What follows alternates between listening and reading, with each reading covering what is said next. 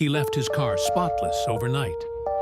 But after one rainfall, this is what he woke up to: a thin layer of residue covering the entire windshield.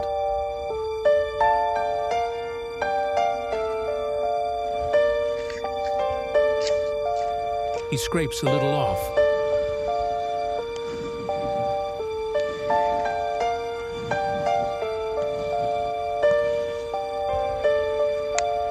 And look at this. The magnet picks it all up. That's not dust. Those are metal particles, heavy elements coming down with the rain. So what exactly is falling from our sky? And why is it magnetic? These metals don't belong in the air we breathe or the water we drink.